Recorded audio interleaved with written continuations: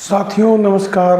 आज सत्संग के इस एपिसोड में आप के समय मुखातिब हुआ हूँ और खेदपूर्वक कहना है कि शारीरिक अस्वस्थता हो जाने के कारण मैं आप लोगों के बीच नहीं आ सका।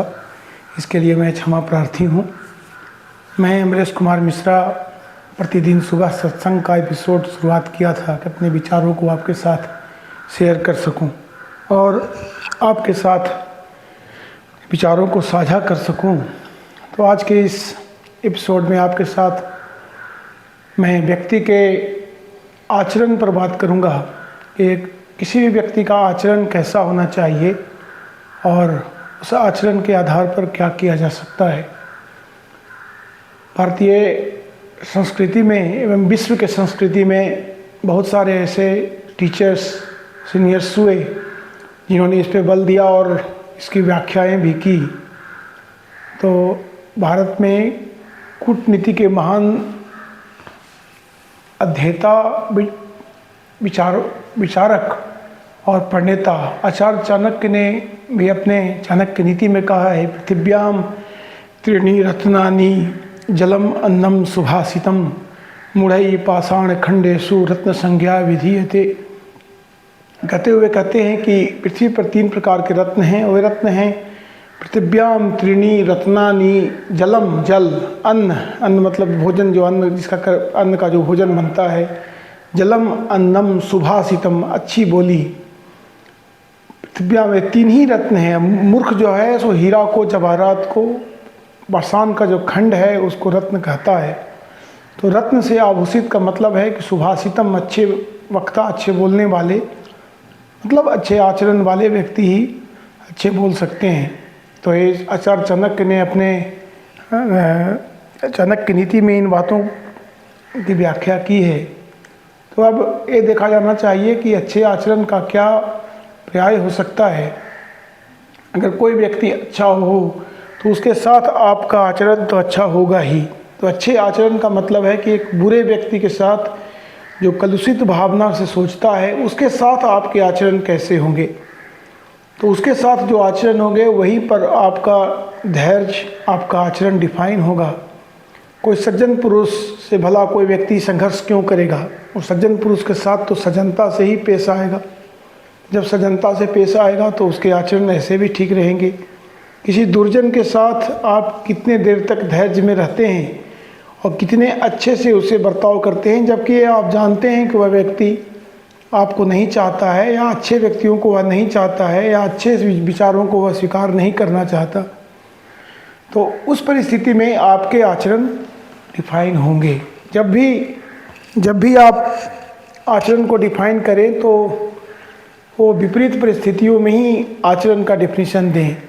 धैर्य, जिसको व्यक्ति धैर्य कहता है कि धैर्य नहीं है या धैर्य है, तो विपत्तियां जब आती हैं तब आपके धैर्य की परीक्षा होती है। शांति काल में और सुख और समृद्धि के काल में तो सारे व्यक्ति धैर्यवान होते हैं और सारे व्यक्तियों के पास धैर्य होता है। तो धैर्य की परिभाषा विपत्ति काल में, आचरण की परिभाषा विपरीत परिस्थितियों में विपरीत व्यक्तियों के साथ घिर जाने पर ही होती है। तो उस रूप में इसको लें। अब इसमें यह प्रश्न है कि अगर हम किसी गलत व्यक्ति के साथ आचरण अच्छे रखें तो इसका क्या अर्थ है। कोई मुझे गाली दे रहा हो, कोई हमें नुकसान पहुंचा रहा हो, उसका प्रतिकार न कर करके उसके साथ हम अच्छे आचरण का व्यवहार करें, तो यह कौन सी बड़ी बुद्धिमानी है। तो इस दुनिया में जो बहुसंख्य लोग हैं, तो बहुसंख्य लोग जिनकी संख्या ज़्यादा है, जो दुर्भाग्य से इन चीज़ों को नहीं समझ पाते और सोने का या चांदी का या हीरे का या संपत्ति के पीछे भागते रहते हैं, तो आप प्रतिकार कितनों का करेंगे। आप में इतनी क्षमता नहीं कि आप सभी का प्रतिकार करके इस धरती पर खड़े रहें, जीवित रहें। तो अच्छा आचरण आपके जीवन का भी मूल है, पर्याय है, आपके जीवन को बढ़ाने वाला होगा। आप बहुत ज़्यादा संघर्ष में अगर पड़ेंगे तो आपकी ही क्षति होगी, क्योंकि आप पूरी दुनिया को नहीं सुधार सकते। तो महात्मा बुद्ध की तरह जब जंगलों में जा रहे थे तो लोगों ने कहा कि अंगुलीमाल नाम का एक डाकू है जो लोगों की हत्या कर देता है और उसके उंगलियों को काट करके वो हार बना लेता है। तो बुद्ध ने कहा कि ठीक है, मैं तो फिर भी जा रहा हूँ। और जा कर के उन्होंने देखा कि वो एक व्यक्ति विशालकाय आदमी बुद्ध को बार बार बुलाए, रुक जाओ। बुद्ध नहीं रुके तो बारंबार उसने रुकने की बात धमकी भरे अंदाज में कहा, तो बुद्ध ने कहा मैं तो रुक गया हूँ, तुम कब रुकोगे। यह वक्तव्य जो है, यह जो भाषा थी बुद्ध की, आचरण से संपृक्त सुभाषितम जिसको चाणक्य ने कहा है, उससे विभोर होकर कही गई थी। तो अंगुलीमाल विचार करने पर विवश हो गया कि यह महात्मा आखिर कह क्या रहा है। तुम कब रुकोगे मतलब अपने सारे कर्मों को कब शांत करोगे, कर्म के साथ फल का त्याग करोगे। उनके इस वक्तव्य से ही वह नज़दीक आया और उनके चरणों पर गिर गया और वह उनका दासत्व या शिष्यता स्वीकार किया। तो आप देखते हैं कि एक घनघोर जो हत्यारा डाकू था, उसके अंदर भी आचरण की व्याप्ति होती है, वह भी कहीं न कहीं आचरण का पुट उसमें भी समाहित होता है। तो कोई व्यक्ति अच्छा हो या बुरा हो, तो अच्छे व्यक्ति का है कि वह अच्छाई उसमें कितना % है, और बुरे व्यक्ति का है कि बुराई कितना % है। तो अच्छे और बुरे की परिभाषा इस रूप में लें, कोई व्यक्ति संपूर्ण अच्छा नहीं हो सकता और कोई व्यक्ति संपूर्ण बुरा नहीं हो सकता। अब बात यह है कि कौन सी प्रवृत्ति आप उनमें ला करके उसका विकास करेंगे। तो किसी भी व्यक्ति के साथ अगर आप प्रेम को दर्शाते हैं, उसके साथ सम्मान से की भावना रखते हैं, समानता के साथ पेश आते हैं, तो निश्चित तौर पर वह व्यक्ति सोचने पर विवश होगा और आपके साथ जो उसके विचार व्यवहार होंगे वो उन्हीं पर आधारित होंगे। निश्चित तौर पर आप इनको प्रयोग करें और अपने आचरण की शुद्धता को बरकरार रखें। जब कोई भी व्यक्ति राग से, द्वेष से, लोभ से, मोह से और क्रोध से आरूढ़ होता है तो उसमें आचरण की शुद्धता लुप्त हो जाती है। ये कोई बहुत ही धैर्यवान व्यक्ति ही उस समय आचरण को बनाए रखता है। जब वह किसी विपरीत परिस्थिति में फंसता है तो सर्वप्रथम व्यक्ति के अंदर जो निगेटिव शक्तियां हैं, जो नकारात्मक फोर्सेस हैं, शक्तियां हैं, वो सामने आती हैं, व्यक्ति का विनाश करने का प्रयास करती हैं। भागवत गीता में भी भगवान श्री कृष्ण ने इन्हीं बातों को दोहराया है कि क्रोध में प्रकाश की व्याप्ति नहीं होती, तमसा न प्रकाशते, जो यक्ष युधिष्ठिर संवाद में युधिष्ठिर ने भी जवाब दिया है। भगवान श्री कृष्ण ने गीता में कहा, क्रोधात उत्पत्ति सम्मोह, सम्मोहात स्मृति विभ्रम, स्मृति भ्रंशाद बुद्धिनाशो, बुद्धिनाशात भ्रनश्यति। क्रोध से सम्मोह की उत्पत्ति होती है। सम्मोह का मतलब क्या है? जो फॉल्स एंटिटी को आप देखने लगते हैं। जब क्रोध होता है तो व्यक्ति को किसी को संहार कर देने का, किसी के प्रति अत्यंत शक्ति के साथ प्रहार करने का, अपने शक्तियों को ज़्यादा होकर सोचने का, और एक प्रकार से अहंकार अंदर से आता है और व्यक्ति के अंदर जो सम्मोह उत्पन्न होता है उससे संपृक्त हो जाता है। क्रोधात उत्पत्ति सम्मोह, सम्मोहात स्मृति विभ्रम। स्मृति में विभ्रम पैदा करने का मतलब है कि वह महाभारत के उस युद्ध को भूल जाता है जिसमें भीष्म पितामह जैसे योद्धा काल कवलित हो गए थे, मतलब अकाल मृत्यु को प्राप्त हो गए थे, मारे गए थे। गुरुद्रोण जैसे आचार्य भी पराजित हुए थे और युद्ध भूमि में मारे गए थे। तो स्मृति में भ्रम की स्थिति उत्पन्न हो जाती है। क्रोधात उत्पत्ति सम्मोह, सम्मोहात स्मृति विभ्रम, स्मृति भ्रंशाद बुद्धिनाशो। स्मृति भ्रंश हो जाते ही बुद्धि का नाश हो जाता है। बुद्धि का जब नाश हो जाता है तो प्राण का नाश हो जाता है। आचार्य श्री कृष्ण ने इन बातों को स्पष्ट रूप में कहा कि अगर बुद्धि का नाश होगा तो प्राण का नाश निश्चित है। बुद्धि को स्थिर रखने के लिए, धैर्य को बनाए रखने के लिए आपका आचरण सदैव नपातुला होना चाहिए, और उन आचरण का जो फ्रेम है उससे बाहर आप जब भी जाएं तो अपने आप पर कंट्रोल करें। यह कोई कायरता नहीं है। अगर आप इनको इस रूप में देखेंगे कि यह कायरता है या ये जो है आपका मतलब शक्ति को दबाना है, सप्रेशन ऑफ इंटरनल पावर है, तो ऐसा भी नहीं है। हम भारतीय शास्त्र से ही उदाहरण लेते हैं। शिशुपाल जब भरी सभा में भगवान श्री कृष्ण को गालियां दे रहा था तो 99 गालियों तक भगवान ने चेतावनी दी कि शिशुपाल रुक जाओ। 100 गाली पार करने के बाद जैसे 100 गाली हो गई तो उसने चक्र सुदर्शन से उसके सर को काट दिया, मतलब उसकी हत्या कर दी। तो ये एक आचरण अपनाने वाला, अच्छे आचरण अपनाने वाला पुरुष ही सहन कर सकता है और सहनशीलता के साथ यह प्रयास कर सकता है कि युद्ध को टाला जा सके। युद्ध तो सदैव विध्वंस और मृत्यु लेकर ही आती है, तो उसको हम जितना टाल सकें वो हमारी कमजोरी नहीं, ये हमारी शक्ति ही है।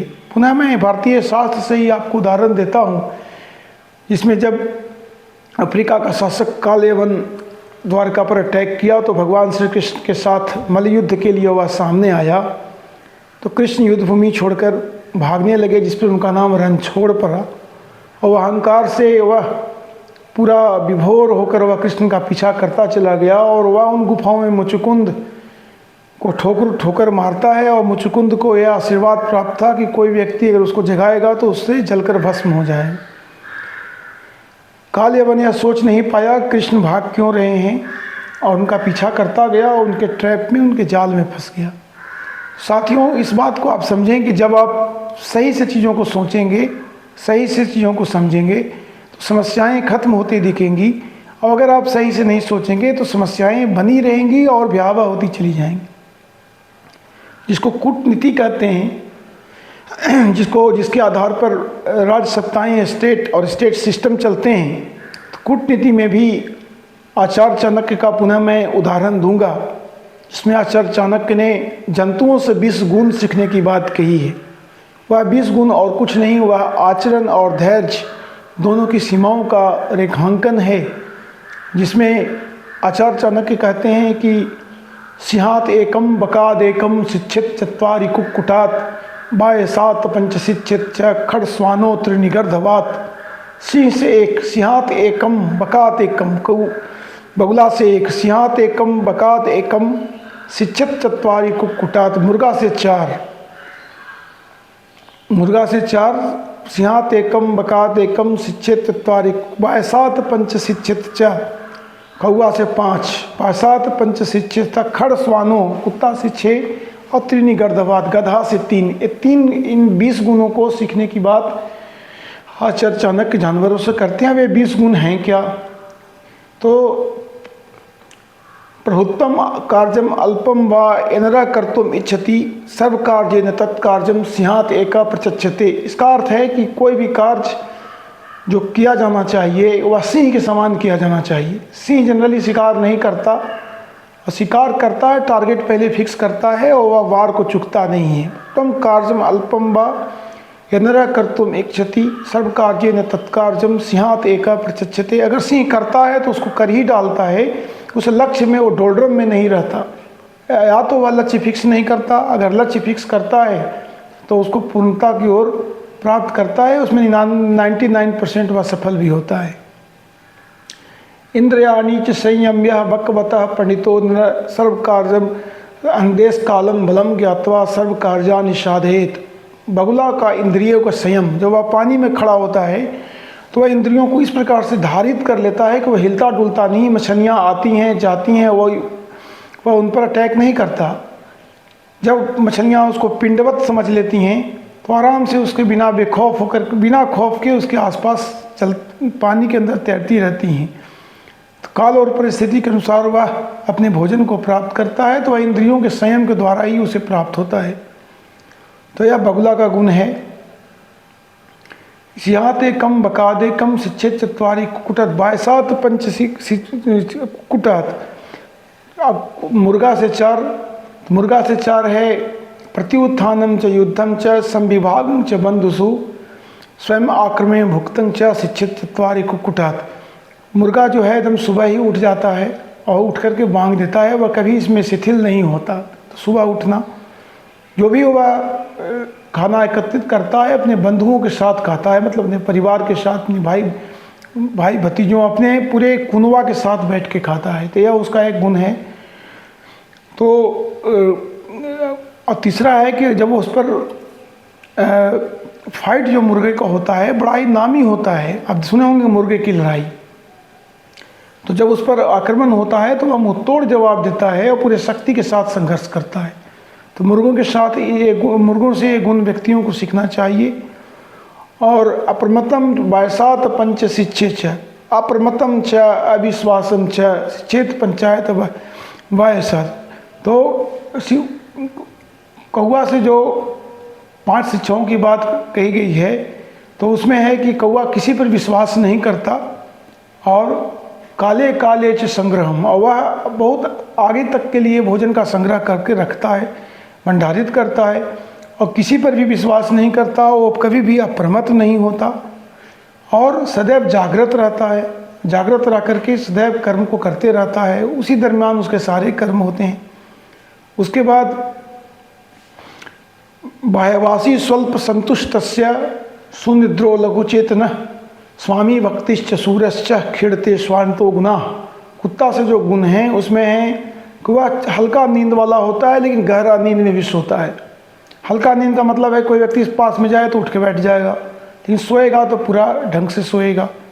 उसके बाद थोड़ा सा में ही संतुष्ट हो जाता है। अगर खाना मिला, थोड़ा भी मिला, तो कुत्ता को महीनों खाना ना भी मिले तो वो पानी पी करके रह लेता है, परंतु जब उसको मिलता है तो भरपूर खाता है। यह कुत्ते का गुण है। और स्वामी भक्त है, वो अपने स्वामी के लिए अपने जान को भी लड़ा देगा और वीरता के साथ युद्ध करेगा और संघर्ष कर करके अपने आप को स्थापित करेगा। और निरंतरता गधों से, और जब खाए तो पूरा संतुष्ट होकर के और निरंतर चलते रहना, कार्य करते रहना, ये गधों का गुण है। तो जब तक आप इन जंतुओं के आचरण को भी आचार्य चाणक्य ने समाहित करने की बात कही है, तो एक क्या है, अपने आप पर निग्रह और संयम करके ही लोग इन गुणों का विकास कर सकता है। तो आप भी इस प्रकार से आचरण का अनुकरण करें, लोगों को इन बातों को, इन सारी बातों को लोगों तक पहुंचाएं। और जब आपके आचरण अच्छे होंगे तो आप धैर्यवान होंगे, और धैर्यवान होंगे तो आप निश्चित रूप में सफल होंगे। आज के इस सत्संग एपिसोड के लिए मुझे इजाज़त दीजिए। अगर आपको अच्छा लगा हो तो कमेंट करेंगे और चैनल को सब्सक्राइब करेंगे। तब तक के लिए नमस्कार, प्रणाम, आपका दिन शुभ हो।